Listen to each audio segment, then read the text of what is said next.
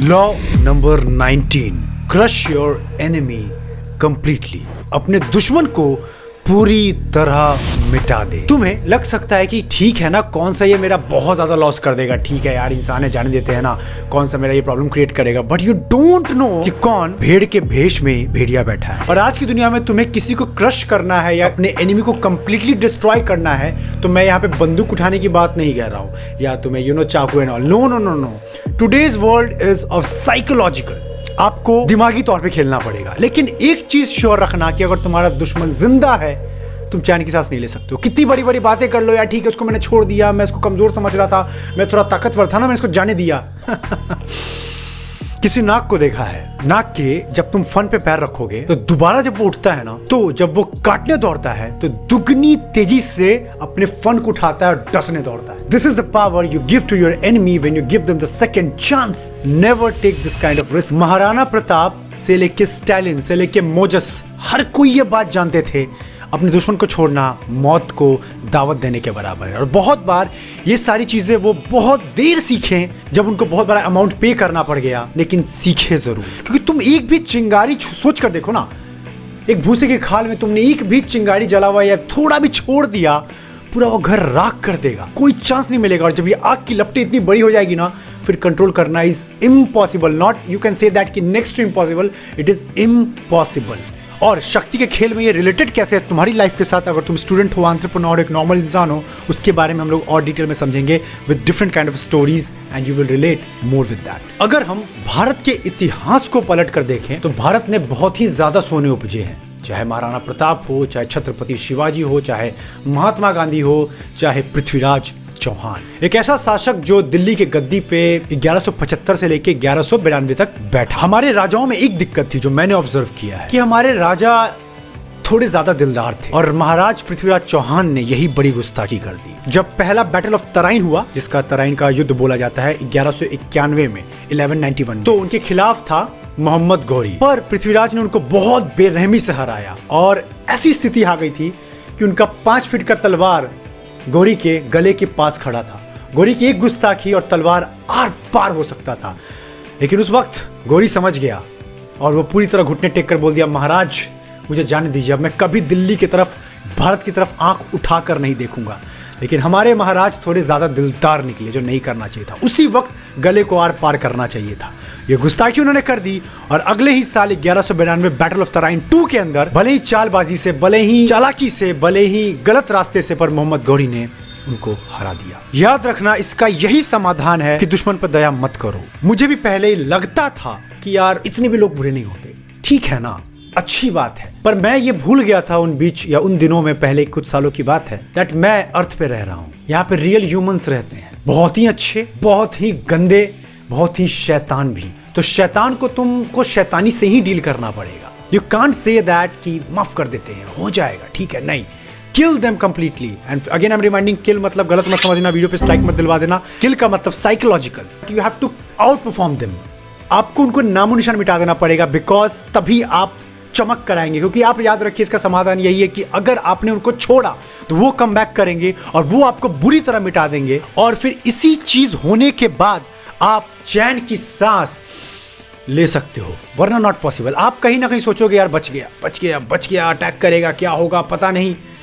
मौका ही मत छोड़ो ना, खत्म करो ना, क्यों खींच रहे हो, खत्म करो इन चीजों को। इस पर भारत के एक अमेजिंग फिलोसोफर, जिनका आप सबने नाम सुना होगा, चाणक्य, उन्होंने क्या बात कही है कि दुश्मन के अवशेष को छोड़ना उसी के जैसा होगा कि किसी आग में चिंगारी को छोड़ना, किसी बीमारी के पहले लक्षण को जाने देना या अनजान में जाने देना, इग्नोर करना, लेकिन बाद में वही छोटी सी चीज बड़ा होकर बहुत बड़ी बीमारी का घर बन जाती है। आप कैंसर में सुनते होंगे ना, डॉक्टर क्या करते हैं, वो छोटा सा एक प्रॉब्लम ढूंढते हैं कि क्या वजह है कि ये कैंसर इतना बड़ा हो गया, और अगर वो ढूंढने में सक्सेसफुल हो जाते हैं तो कैंसर का इलाज मिल गया। अगर नहीं ढूंढ पाते हैं तो वही सेल बड़ा होते होते होते होते होते पूरे बॉडी को कवर कर देता है, या पूरे पार्ट को, जो बॉडी को डैमेज करने लगा, किसी पर्टिकुलर पार्ट को, और फिर वो इंसान नहीं बच पाता है। इनिशियल लक्षण पहचानो, जहां भी लगे खतरा महसूस हो रहा है, किल इट एलिमिनेट इट।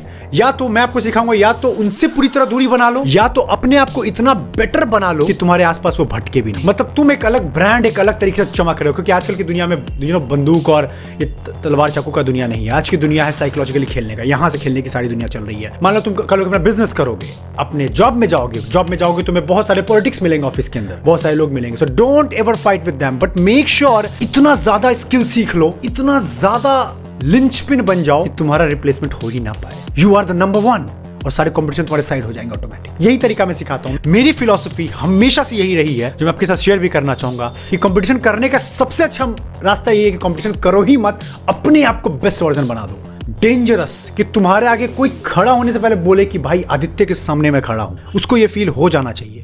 और ये तभी होगा जब तुम अपने आप को जानते हो कि तुमने किस लेवल के अपने ऊपर काम कर रखा है। चाहे तुम्हारी बॉडी हो, चाहे तुम्हारा कम्युनिकेशन हो, चाहे तुम्हारा पैसे कमाने का स्टाइल हो, चाहे तुम्हारा अपीयरेंस हो, चाहे तुम्हारी what ever skill anybody can talk about in जो भी फील्ड में तुम काम कर रहे हो। नेपोलियन बोनापार्ट, हम सब जानते हैं that how great leader he was. कुछ गलत काम उन्होंने बहुत किए भी थे, एकदम साफ नहीं थे वो, बट उनकी युद्ध की रणनीतियां को कोई काट नहीं सकता। बोलते हैं ना, युद्ध को लेके वो बहुत अच्छी अच्छी रणनीतियां बनाया करते थे। तो उन्होंने एक लाइन कहा है जो एक आम इंसान को गुस्सा दिला सकती है, पर अगर तुम रियल ह्यूमन नेचर को समझ रहे हो, जैसे कि ये 48 laws of power is basically, this book is all about dark psychology.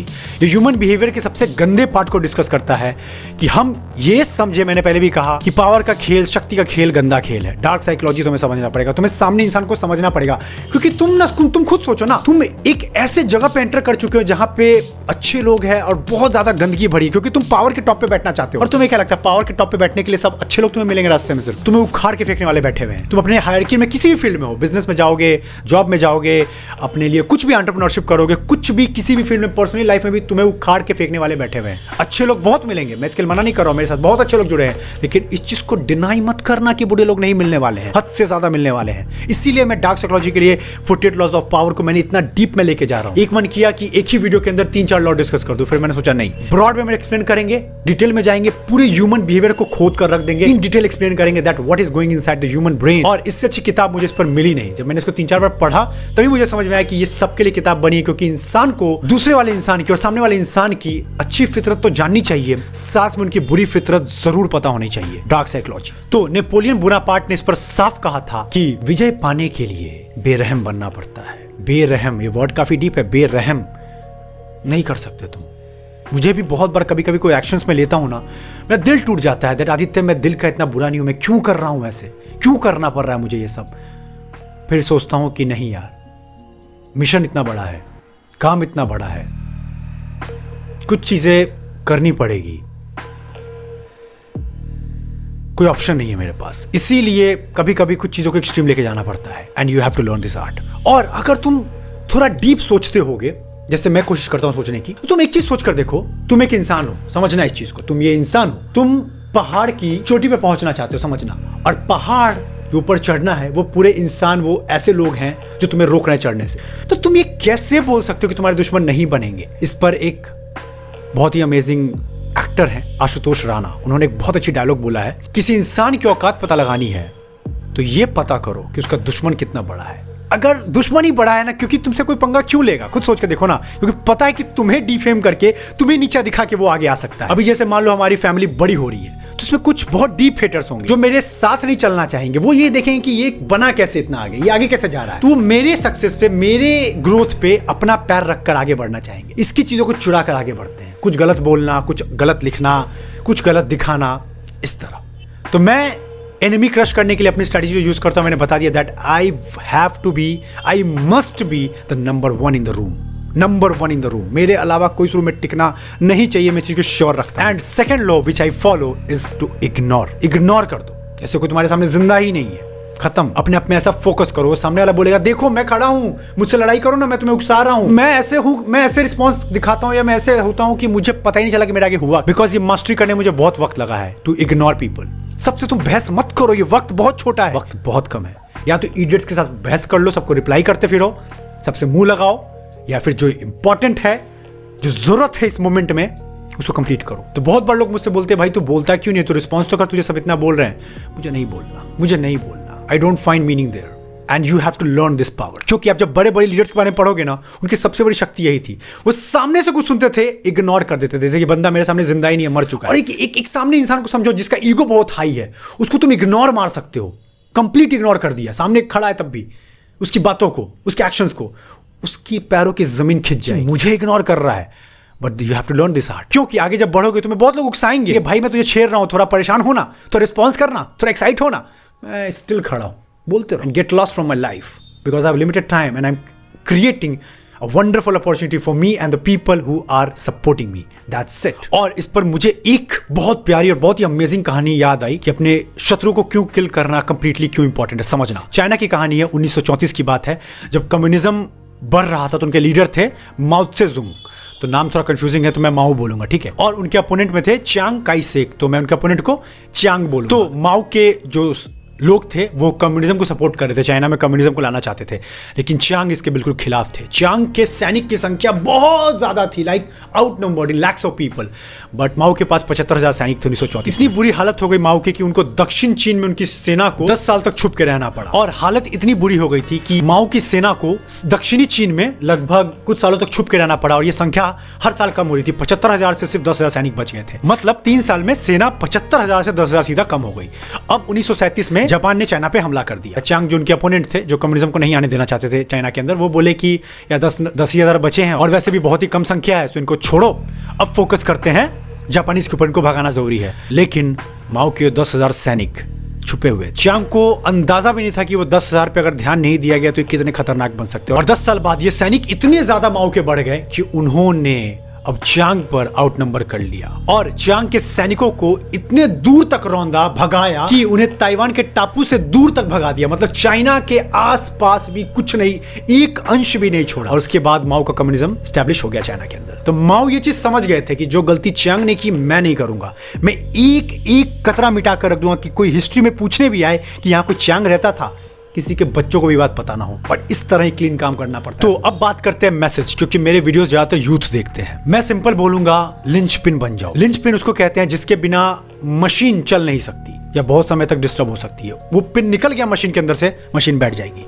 तो तुम अगर किसी कंपनी के अंदर, अपने काम के अंदर अगर कोई लिंचपिन बन गए, तुम्हारे बिना काम ही नहीं हो सकता, तो क्या लोग तुम्हें इग्नोर कर सकते हैं? क्या कंपटीशन की हालत नहीं खराब हो जाएगी तुम्हारे आगे? और ये तभी पॉसिबल है when you have an number of skills, when you have such a ट्रेमेंडस knowledge कि लोग तुम्हारे आसपास भी ना भटके। उसके लिए तुमको, वही मैंने कहा, रीडिंग करना पड़ेगा, अच्छे अच्छे लोग को सुनना पड़ेगा, अच्छी अच्छी चीजें करके सीखना पड़ेगा, फेल होना पड़ेगा, मास्टर ऑफ फेलियर बनना पड़ेगा। तभी जाके तुम एक ऐसे इंसान बन जाओगे ना कि तुम एक लिंचपिन बन गए। अब तुम्हें कोई रिप्लेस करने की ताकत नहीं रख सकता है, और एनिमी वो तो तुम्हारे आसपास भटकेगा नहीं तुम्हारे, क्योंकि वो चाहेगा तुम्हें हरा दूं, पछाड़ दूं, पर तुम इतनी आउट नंबर हो। समझो ना कि समझो कि मेरे सामने कोई चूहा है और मैं एक इंसान हूं, वो चूहा बन के तुम्हारे सामने रह जाएगा, इतना छोटा पड़ जाएगा तुम्हारे आगे। वो बेचारा चाहेगा भी तुम्हें नहीं मिटा पाएगा। और इसका एक और रास्ता ये करने का, कंसिस्टेंसी। जिस भी काम में जा रहे हो, एक वादा कर लो, दुनिया आई, दुनिया गई, भाड़ में गई सब कुछ, मैं अगर किसी चीज को ठाना हूं वो मैं हर दिन करूंगा, day in day out, day in day out, day in day out, जहां मेजॉरिटी ऑफ लोग हिम्मत नहीं करते जाने की।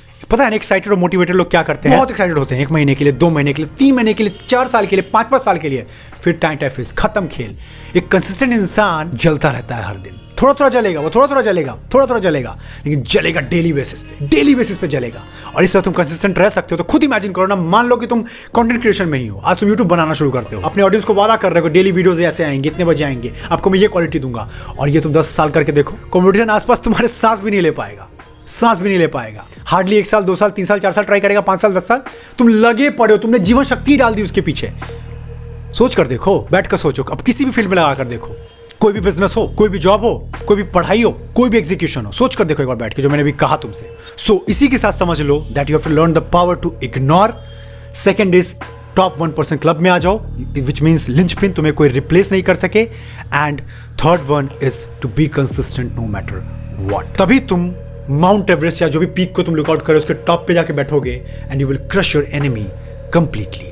कैसा लगा video, let me know in the comment section how deep it was, क्या तुम्हें सीखने को मिला। सबका मुझे कमेंट चाहिए कि कैसा एक्सपीरियंस होता है तुम लोग के लर्निंग का, बिकॉज मैंने इसमें अपनी पूरी जीवन शक्ति डाल रखी है, पूरा जोश डाल रखा है। जो मैं सीखता हूँ उसको मैं प्रॉपर्ली आपको कन्विक्शन के थ्रू डिलीवर कर सकूँ।